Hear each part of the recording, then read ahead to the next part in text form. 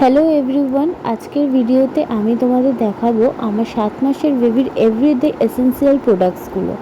মানে এমন কিছু জিনিস যেগুলো আমি প্রায় রোজই ব্যবহার করি আর নতুন মায়েদেরও কিন্তু অনেক কাজে লাগতে পারে। তো ভিডিওটা শেষ পর্যন্ত দেখো, স্কিপ করো না। সবার প্রথমে বলি ডাইপারের কথা। আমি মোস্টলি রাতে ডাইপার ব্যবহার করি যাতে বেবির ঘুমটা কমফোর্টেবল হয়। বাইরেও কোথাও গেলে ডাইপার কিন্তু খুব হেল্পফুল হয়, তবে আমি চেষ্টা করি মাঝে মধ্যে ডাইপার ফ্রি রাখার। আর একটা জিনিস আমি সবসময় খেয়াল রাখি, ডাইপার বেশি সময় চেঞ্জ না করলে র্যাশ কিন্তু হতে পারে, তাই সেটার উপর নজর রাখাটা দরকার। তারপর আসি বেবি ওয়াইপসে। বাইরে গেলে কুইক ক্লিন করার জন্য ওয়াইপস আমার খুবই দরকারি লাগে, তবে আমি খুব বেশি ইউজ করি না। স্পেশালি বাড়িতে থাকলে জল দিয়েই ক্লিন করে মাঝে মধ্যে আমি কিন্তু ইউজ করি। বেবি লোশন বা বেবি অয়েল, এটা হলো বেবি সোপ আর বেবি অয়েলও রয়েছে, সেটা আমি তোমাদের দেখাবো। এটা হচ্ছে বেবি অয়েল। স্নানের আগে আমি অয়েল ম্যাসাজ করি আর বাতের পর লোশন লাগে যাতে স্কিনটা কিন্তু সফট থাকে। ম্যাসাজ করলে বেবি অনেক রিল্যাক্স ফিল করে আর ঘুম ভালো হয়, তাই জন্য কিন্তু এই বডি লোশনটা আমি চান করার পর কিন্তু তাকে লাগাই।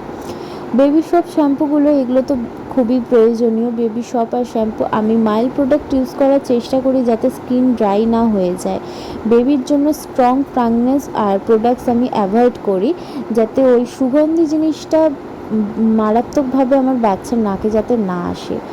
আর এই ঘামাচির পাউডারটা তো সবসময় সঙ্গে থাকে। এখন হচ্ছে গরমকাল, ঘামাচি বাচ্চাদের হয়, তাই কিন্তু এই পাউডারটা আমি ডাক্তারের সাজেস্ট করা নিয়ে এসে রেখেছি। নেজেলার ড্রপ, যখন ওর নাক একটু বন্ধ থাকে তখন কিন্তু ডক্টর অ্যাডভাইস অনুযায়ী আমি ব্যবহার করে থাকি, তখন এটা আমি ইউজ করি।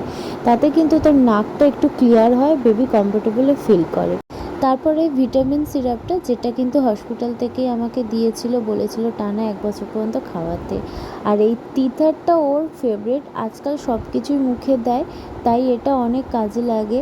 চয়িং করলে বা ক্লেম থাকে, ও খেলতেও ভালোবাসে এটা নিয়ে। ফিডিং টাইমসে এইগুলো আমার খুবই দরকার লাগে।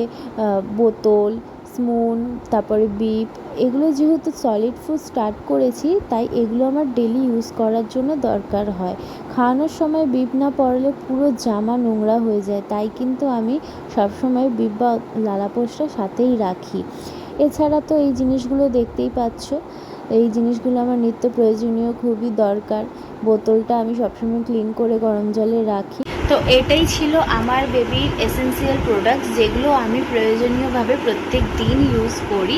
তোমাদের যদি ভিডিওটা হেল্পফুল লাগে তাহলে অবশ্যই কিন্তু লাইক কমেন্ট করে দিও আর সাবস্ক্রাইব করতে ভুলো না।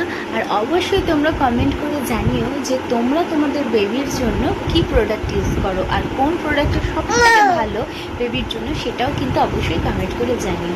নেক্সট ভিডিও তোমরা কি দেখতে চাও অবশ্যই কমেন্ট করে জানিও। সবাই পাশে থেকো। আজকের মতন ভিডিওটা এখানেই শেষ করলাম।